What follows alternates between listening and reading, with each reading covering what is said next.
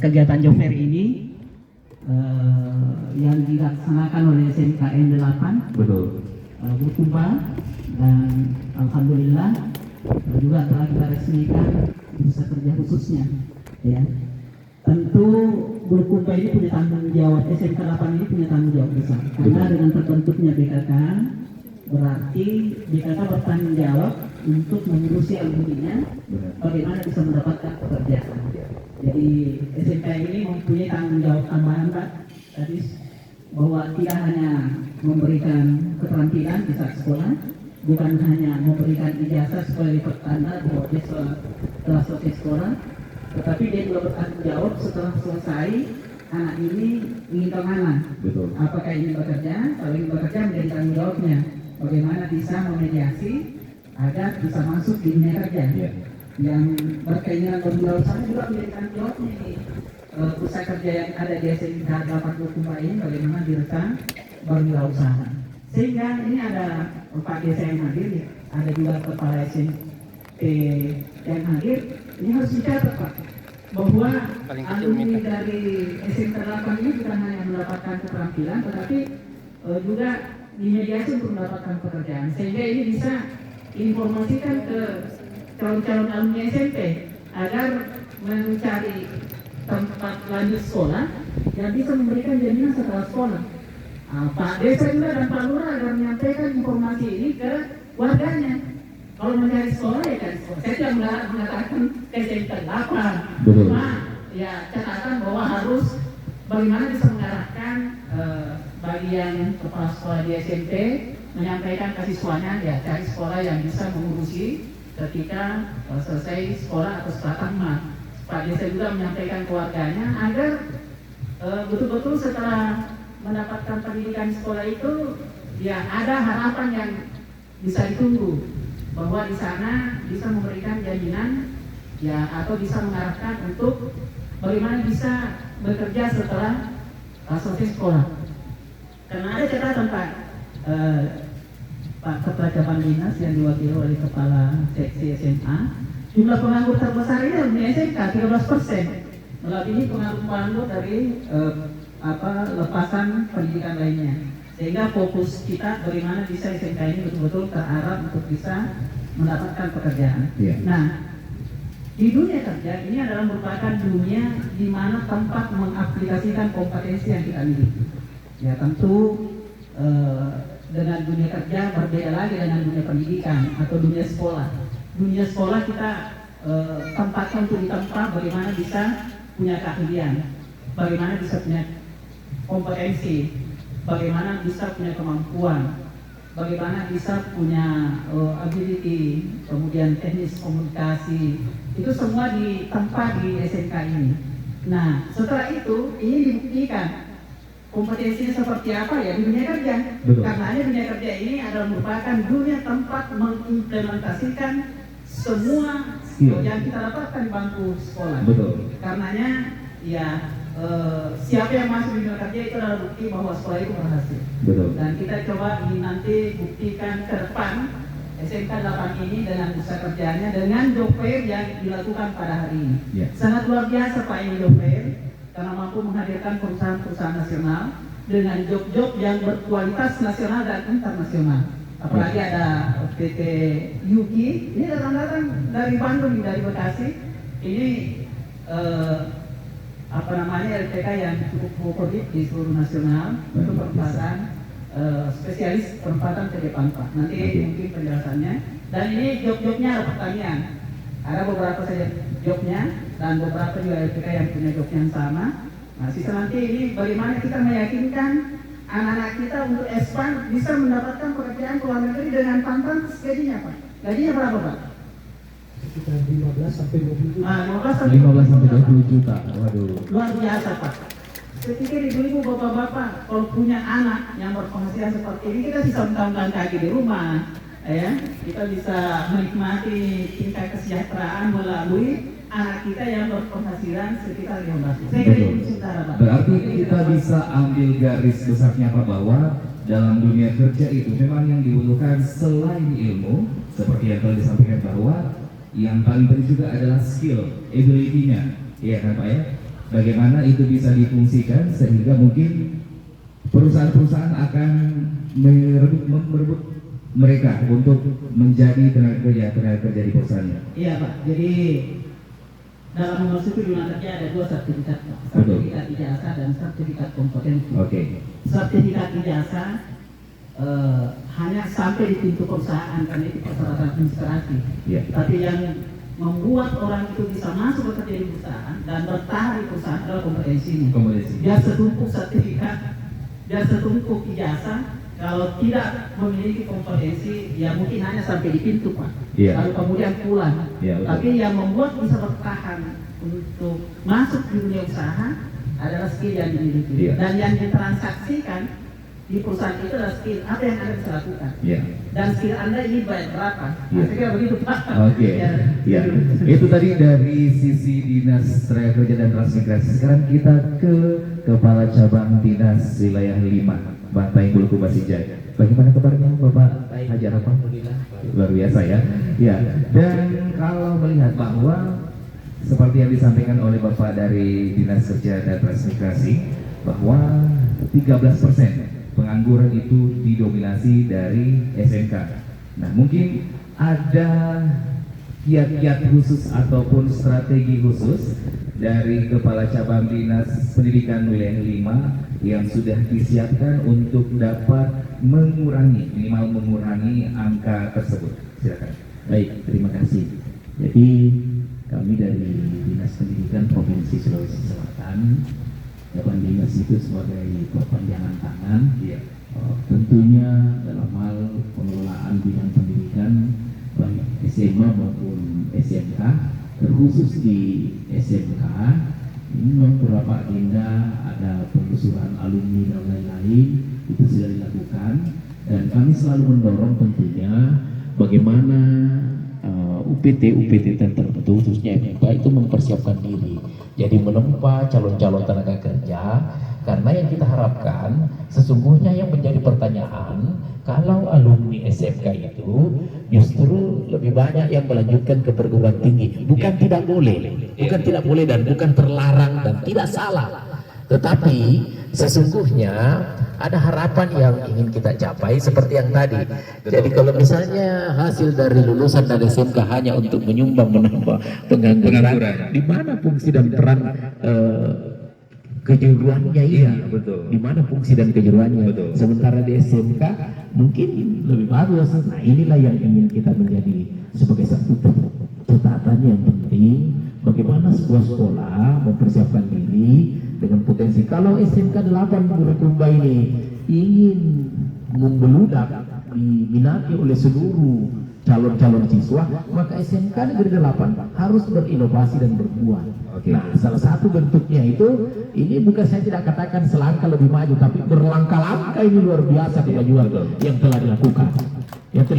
Ini job fair yang kita lakukan hari ini salah satu bukti bahwa tim yang ada di SMK Negeri 8 ini telah bekerja dengan solid, telah bekerja dengan upaya yang luar biasa, sehingga kegiatan kita bisa terlaksana hari ini. Nah, bersyukurlah masyarakat yang ada di sini. Benar apa yang disampaikan tadi Pak Kadis bahwa para kepala sekolah yang hadir di tempat ini, saya kira sangat wajar kalau informasi ini tidak berhenti di Bapak Ibu Kepala Sekolah SMP, tetapi wajib sampai kepada anak-anak kita khususnya yang mau tamat dan memilih, karena anak-anak kita ini yang mau masuk sekolah ini kadang-kadang mereka masih labil dalam menentukan pilihan. Betul. Karena temannya sekolah di SMA tertentu, dia juga memilih sekolah SMA, padahal pada dirinya ada wirausaha, ada potensi kejuruan yang dia miliki. Maka sebaiknya itulah ini tugas dan peran kita semua bagi anak-anakku yang ingin memang punya wirausaha yang tinggi, punya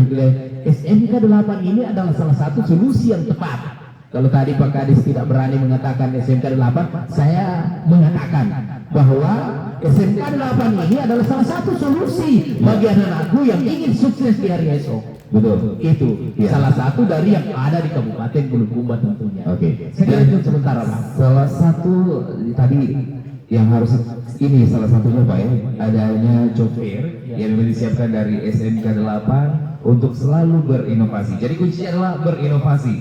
Jangan lupa untuk terus melakukan kreativitas setinggi-tingginya yang berdampak positif untuk banyak orang. Iya, luar biasa. Dan Pak Jamil, boleh mic-nya di... Iya Pak. Iya, oke. Pak Jamil dari Bekasi? Betul Pak. Iya, waduh, luar biasa. Tepuk tangan dulu dong untuk Pak Jamil yang sudah jauh dari Bekasi ke Bulukumba. Bagaimana perjalanannya? Alhamdulillah. Ini pertama kali? Alhamdulillah saya asli Goa Pak. Oh, asli Goa ternyata. Jadi sedikit saya ceritakan Oke, iya. terkait dengan histori saya. Boleh, silakan. Saya ini asli Goa. Iya.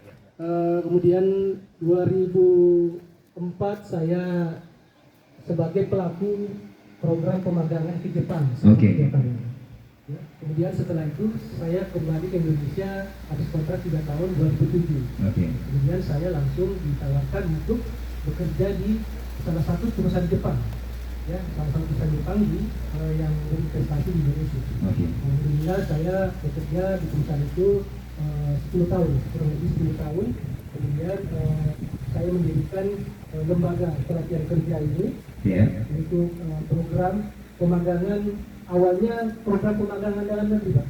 Oke. Ya, program pemagangan dalam negeri. Jadi di Pulau Jawa itu Pak ya, itu di sini ada Pak juga Pak, dan juga dinas ketenagakerjaan bahwa di Pulau Jawa itu sudah familiar terkait dengan program pemagangan dalam negeri. Jadi mengacu dari Permen 06 tahun 2020. Iya. Ya, jadi di perusahaan-perusahaan di Pulau Jawa itu Pak, khususnya perusahaan-perusahaan Jepang dan perusahaan asing lainnya itu menjalankan program ini sebagai apa? Sebagai salah satu jalan membantu penyerapan siswa-siswi yang lulus sekolah, ya, baik SMA atau SMK untuk bisa terserap di dunia industri. Oke. Ya, itu salah satu strategi di sana. Ya, kemudian setelah kami berjalan dengan bekerja sama dengan perusahaan-perusahaan, ada 16 perusahaan kami kerja sama Pak di Jabodetabek. Nah, kami kembangkan dengan program magang ke Jepang. Karena itu mengacu dari basic saya Pak ya. Saya berasal dari magang ke Jepang dan akhirnya apa salahnya saya beri kesempatan buat adik-adik saya untuk bisa merasakan juga untuk bisa bekerja di Jepang. Di Jepang, mengikuti jejaknya. Sedikit histori dari saya Pak. Iya, oke. Nah, sebagai ini Anda kan lagi mencari nih Pak ya, yang namanya tenaga kerja yang baru. Nah, mungkin di sini banyak yang bertanya-tanya syarat-syaratnya apa saja mungkin Pak? Baik Pak. Untuk syarat pemagangan ke Jepang ya Pak. Oke. Itu dari umur itu minimal usia harus 18 tahun. 18. Minimal 18 tahun. Maksimalnya? Maksimalnya usia 28 tahun. 28. Kenapa range-nya dari 18 sampai 28 tahun? Karena di usia-usia tersebut kami butuh peserta yang masih bisa bersaing dengan Produktif gitu ya? dalam belajar bahasa Jepang. Oke. Iya, karena syarat utamanya untuk bisa magang ke Jepang itu magang kerja ke Jepang harus minimal bisa Bahasa Jepang. bisa komunikasi bahasa Jepang. Karena apa? Pada saat interview dan user langsung, Oke. perusahaan di Jepang itu menggunakan bahasa Jepang. Jepang. Nah, itu salah satu trust buat perusahaan untuk memilih calon peserta magang yang akan ditempatkan di perusahaannya di Jepang. Oke. Seperti itu. Dan bagaimana kalau misalkan umurnya lewat dari yang ditentukan tapi bisa bahasa Jepang? Baik. Apabila umurnya lebih dari yang saya sampaikan Iya, tadi, betul. ya di Jepang itu sekarang bukan hanya program pemagangan Pak Oke. yang ada, Tapi tapi ada namanya program visa kerja atau namanya Tokutegino. Toko Tukino. Ya, Tokutegino itu usianya bisa maksimal 45 tahun. Oke. Ya, 45 tahun. Tetapi ada syarat lebih dari visa pemagangan. Iya. Ya. Jadi usia di atas 30 itu wajib memiliki namanya SSW. SSW itu adalah Certification Skill Worker Pak. Oke. Jadi itu adalah sertifikat skill yang mereka wajib mempunyai atau memiliki sebagai syarat untuk mengambil visa Tokutegino atau visa kerja di sana di Jepang. Oke. Seperti itu, Pak. Oh iya, luar biasa Jadi sekali. tidak menutup kemungkinan usia di atas 30 ya, itu masih bisa peluang untuk Bekerja di Jepang. bekerja di Jepang. Oke, baik. Nah, Bapak, ini yang paling penting sesuai dengan tema kita dan mungkin juga sebagai perusahaan yang lagi mencari tenaga kerja. strategi untuk memasuki dunia kerja, apa yang harus disiapkan oleh rekan-rekan yang ada di sini untuk bisa bergabung dengan perusahaan-perusahaan, utamanya mungkin dari naungan PT Yuki Suara Indonesia. Strategi yang buat teman-teman semua ya, Ya. SMK di Bulukumba, kalau menurut saya Pak ya, hanya satu, Ya, ada kemauan. betul. Ya. Ada kemauan, kemudian berani, ya. Berani untuk menambah kompetensi. Ya, Ya. Karena yang paling terpenting yang Bapak bilang tadi adalah kompetensi sangat penting. Ya. Kalau kita tidak punya kompetensi, perusahaan-perusahaan juga tidak akan menoleh. Ya. meskipun banyak sertifikat. Seperti itu. Ya. Itu strategi yang menurut saya. Oh, dari Bapak. Berarti sepertinya harus ada kemauan dan juga berani mengambil risiko, gitu Pak ya. Iya, luar biasa sekali. Boleh tepuk tangan dulu untuk Bapak Jamil. Nah, itu dari segi yang punya perusahaan. Selanjutnya kita mungkin dari Bapak Dinas Tenaga Kerja dan Transmigrasi, silakan mungkin punya strategi khusus selain dari punya kemauan dan berani. Mungkin ada kiat-kiat khusus. Iya, banyak sih kiat untuk bisa memasuki dunia usaha. Oke. Banyak kiat. Dan salah satu yang terpenting adalah bagaimana anak-anak atau pencari kerja memahami persyaratan-persyaratan yang dipersyaratkan oleh perusahaan. Iya. Dan bagaimana karakteristik sebuah jabatan. Kebetulan di sini ada Alfamidi, ada Alfamart, ada Betul. Indomaret. Orang yang direkrut atau persyaratan yang dipersyaratkan oleh perusahaan tersebut tentu mempunyai kemampuan berdiri 24 jam atau paling tidak mulai masuk sampai selesai karena tidak disiapkan tempat duduk. Betul. Nah, anak-anak ini yang mau memasuki dunia kerja seperti jabatan yang di Alfamidi, ya dia harus mempersiapkan diri bagaimana bisa untuk berdiri sekian lama dan mempunyai kemampuan untuk berbicara tanpa ditanya. Iya. Karena biasanya petugas-petugas di Alfamidi silakan masuk. Ingin belanja apa? Di sana ada gula, di sana ada beras, di sana ada kopi, di sana ada mie. Oke. Tanpa ditanya Pak. Jadi ini yang harus didalami juga sebagai seorang pencari kerja. Kira-kira jabatan yang dilamar apa yang harus saya persiapkan untuk memasuki itu? Iya. Dan kriteria apa yang dipersyaratkan oleh jabatan itu? Oke. Kalau misalnya ke Jepang bekerja sebagai magang, kemudian magang kompetensi apa yang dipersiapkan itu dia harus pelajari. Seperti yang disebutkan kalau berkeinginan bekerja di Jepang mempunyai kemampuan berbahasa Jepang. Yeah. Tesnya adalah JLPT Jepang Language Proficiency Test yang dikeluarkan oleh Foundation Japan Test. Ya. Okay. Nah, begitu juga ke Korea misalkan. Ini ada perusahaan Korea tentu adalah ujiannya KLPT. Yeah. Korean Language Proficiency Test. Tes kemampuan berbahasa Korea sebagaimana orang Korea berbahasa Korea. Oke. Jadi ini yang harus didalami oleh anak-anak kita. Bagaimana jabatan-jabatan itu apa yang dipersyaratkan dan kompetensi apa yang dibutuhkan sehingga dia harus fokus di situ misalnya. Kalau misalnya di antara pencari kerja yang ada di sini ingin bekerja di Malaysia, ya dia harus mempelajari karakteristik bagaimana bekerja di Malaysia dan jabatan apa yang ada di sana sehingga itu nanti akan menjadi PR bagi dia bagaimana memenuhi persyaratan-persyaratan itu. Iya. Ya terlebih mungkin lebih awal ya bagaimana membuat CV kurikulum vitae. Iya, betul. Karena itu adalah pandangan pertama Pak. Adik-adik ini harus paham bahwa kurikulum vitae itu biodata itu merupakan pandangan pertama Iya. dari perusahaan. Data diri mereka. Sehingga harus didata, didesain sedemikian rupa. Kemudian fotonya kalau misalnya ditempelkan di situ ya foto yang menarik. Ada daya tarik. Terus di situ ada rangkaian pengalaman, ada rangkaian ijazah. Ya, itu tidak berlebihan kalau misalnya didesain sedemikian rupa sehingga menarik untuk dilihat. Walaupun misalnya kita tidak jatuh cinta, tapi kita selalu tertarik untuk melihat. Nah, Betul. seorang HRD itu menjadi pandangan pertamanya. Kalau kita mampu untuk meluluhlantahkan pandangan di HRD, soal kedua itu soal wawancara, soal kedua, soal kompetensi itu soal ketiga. Tapi tetap menjadi harus dimiliki semua. Kemampuan untuk menjawab interview, kemampuan kompetensi yang kita miliki, Betul. itu menjadi persyaratan mutlak juga. Tetapi ya paling tidak ya pandangan pertama ini yang harus kita. Kalau misalnya sudah tidak baik lagi, walaupun misalnya kita kompeten Pak ya, Iya. kita punya keahlian. Dilihat dari kurikulum kita yang tidak ada apa-apanya, mungkin nggak usah diluluskan administrasi untuk ikut tes wawancara misalkan. Betul. Tapi kalau bagus ini kurikulum kitanya, walaupun kita tidak punya kompetensi, luluskan dulu. Nanti di wawancara kita lihat. Kita tentukan lagi. Jadi kunci utama di kurikulum kita. Baik. Dan ya jangan juga membuat kurikulum kita yang berlebihan. Yang saya maksud terlalu banyak sertifikat dia tulis berarti dia punya. Betul. Ya, dia tulis mempunyai kemampuan bahasa Jepang berarti tidak mampu berbahasa Jepang. Ya. Atau buku artis yang dipasang. Sekalinya dilihat aslinya, tidak sama ini.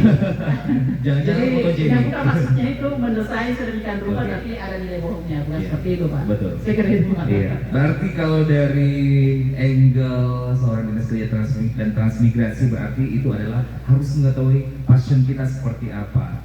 Kita akan masuk ke perusahaan mana, berarti kita harus mempelajari apa yang mereka kerjakan. Seperti itu Pak. Iya.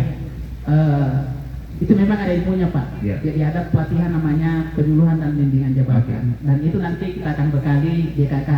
BKK ini ada struktur organisasinya tadi saya lihat penyuluhan dan bimbingan jabatan. Penyuluhan jabatan artinya mendalami karakteristik job setiap jabatan yang ada di perusahaan. Betul. Bimbingan jabatan menggali karakteristik dari calon alumni atau pencari kerja. Iya. Seperti apa karakternya? Betul. Nanti usaha kerja menghubungkan, oh ini karakter jabatan seperti ini, karakter anak kita seperti ini yang cocok untuk mengisi ini. Gitu. Ya nanti tugasnya nanti DKK ini. Berarti Jadi ada macam lah namanya nanti DKK. DKK-nya. Iya, ada itu.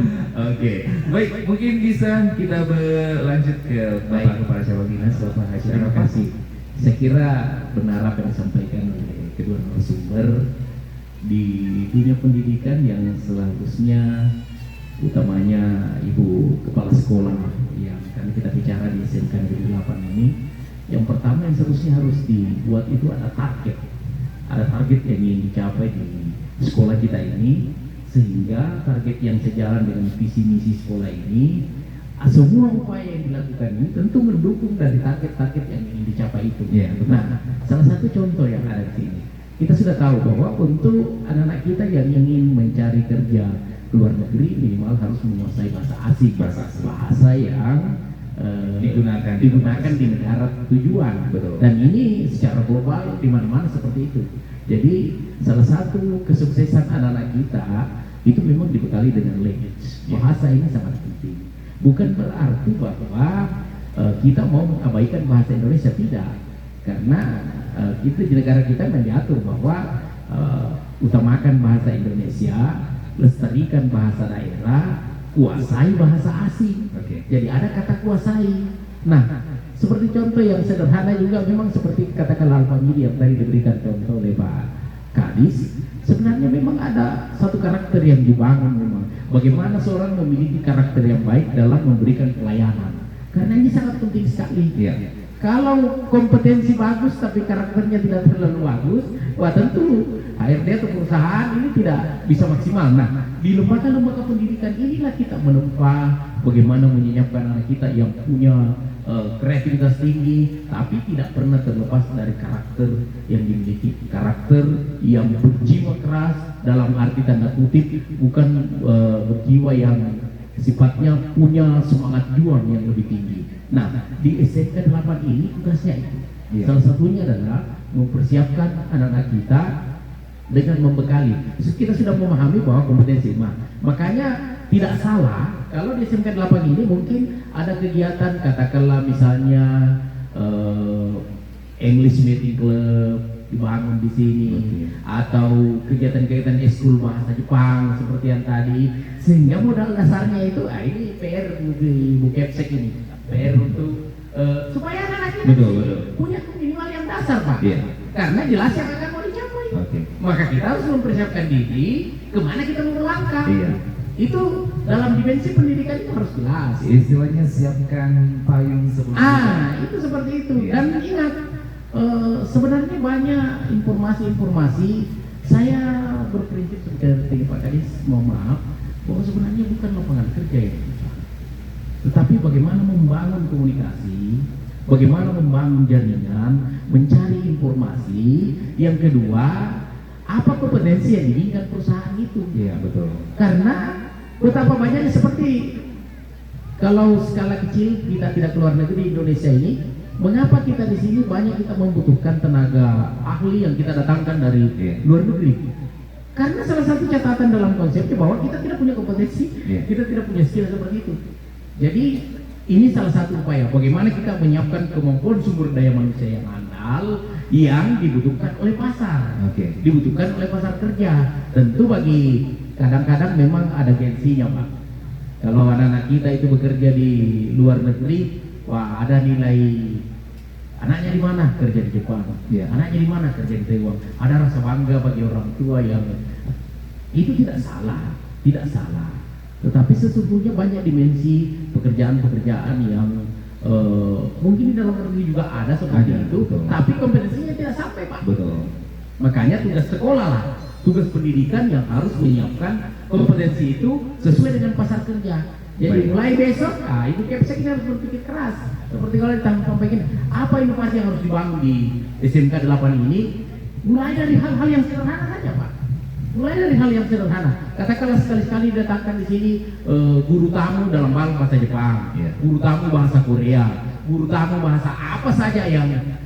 Tapi ingat, meskipun kita sudah bicara tentang bahasa asing, itu tadi yang tidak kalah pentingnya adalah karakter lokal yang dilupakan, karena lestarikan bahasa daerah. Sebenarnya kalau di Bulukumba, Alpamidi itu salah satu syarat yang harus dipikirkan sebenarnya mampu berbahasa daerah dengan baik. Karena kalau coba buka Alpamidi, berapa banyak orang asing yang masuk di Alpamidi? Berapa banyak orang asing yang belajar di Alpamidi dibandingkan dengan orang Salasa di sini, orang yang Bulukumba di sini, yang mungkin dia butuhkan bahasa Konjo, Pak.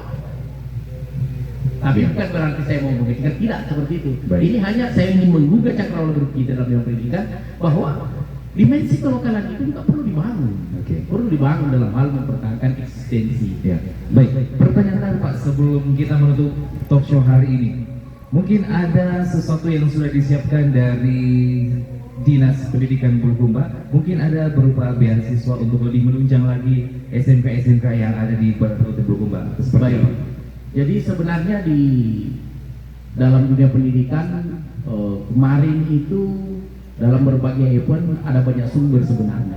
Ya, yang bahkan ada pertukaran ini pelajar Indonesia dengan Jepang yang sayang sekali kalau tidak dimanfaatkan anak-anak kita yang ada di SMK 8 ini. Di wilayah 5 kemarin salah satu kendala besarnya, Pak, adalah di bahasa. Di Sulawesi Selatan alhamdulillah dari Pinrang itu ada yang berhasil, dari Parepare ada yang berhasil. Cuma di wilayah 5 memang itu tadi salah satu kendalanya. Nah, persoalan-persoalan teknis yang terkait dengan pembiayaan, pemerintah saya kira saat ini memandang secara mendalam apa kebutuhan masyarakat secara mendasar. Pemerintah menyiapkan bantuan beasiswa berupa PIP. Bayangkan, Pak, sekarang itu anak-anak kita yang dapat PIP, kalau di SMA itu setelah dia lanjut perguruan tinggi, maka datanya itu sinkron, Pak. Dia tidak perlu lagi mendaftar ulang di perguruan tinggi, tapi datanya sudah langsung dialihkan ke perguruan tinggi. Nah, kalau yang di SMK ini sama, Pak, haknya. Dia juga berhak mendapatkan anak-anak yang kurang mampu, mendapatkan PIP dan seterusnya, bisa diajukan dalam program pendidikan peduli dan seterusnya. Bahkan di Provinsi Sulawesi Selatan ada namanya UPSET. Jadi UPSET itu pengumpul zakat itu bisa salah satunya adalah memberikan bantuan pendidikan bagi masyarakat yang kurang mampu. Luar biasa sekali. Boleh tepuk tangan sekali lagi untuk ketiga narasumber kita. Saya Martin mengucapkan terima kasih banyak untuk waktu Bapak Jab sudah datang jauh dari Bekasi, Bapak Syamsalam, terima kasih banyak waktunya, Bapak Jarapa, terima kasih. Terima kasih banyak, silakan kita lanjutkan untuk kembali ke tempat. Terima kasih banyak sekali lagi. Pokoknya kita akan selalu menantikan inovasi-inovasi dari orang-orang hebat yang ada di dekat saya. Dan seperti yang telah disampaikan bahwa beberapa selain ilmu harus tentunya ada skill yang harus disiapkan dari calon pencari tenaga kerja supaya Anda bisa terus digunakan di perusahaan yang dibutuhkan. Baiklah Bapak Ibu yang kami hormati, melangkah ke acara berikutnya yaitu penandatanganan MOU Making of Understanding antara beberapa perusahaan dan juga UPT SMK Negeri 8 Bulukumba. Kami undang dengan hormat Kepala Sekolah Ibu Asmawati SPDGR MMN. bersama dengan beberapa perusahaan yang telah hadir untuk melakukan penandatanganan MOU yang telah disepakati.